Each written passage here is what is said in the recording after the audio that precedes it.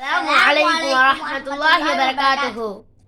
என்ன நான் காலையில தானே பல்ல அளக்குனேன், நாத்தடிக்குது.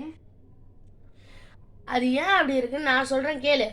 நபி ஸல்லல்லாஹு அலைஹி வஸல்லம் அவங்க நோன்பாளிகளுக்கு 5 சிறப்புகளை அருளி உள்ளார்கள். நோன்பாளிகளின் வாய் நாற்றம் அல்லாவிடம் கஸ்தூரியை விட உயர்ந்த நறுமணமாக இருக்கும். நோன்பாளிகள் நோன்பு திறக்கும் வரை அவர்களுக்காக கடலில் உள்ள மீன்கள் பாவ மன்னிப்பு கேட்கும். நோன்பாளிகளுக்காக சொர்க்கம் நாள்தோறும் அலங்கரிக்கப்படும். அநியாயம் செய்யும் ஷைத்தான்கள் விலங்கிடப்படுவார்கள். ரமலான் மாதத்தின் கடைசி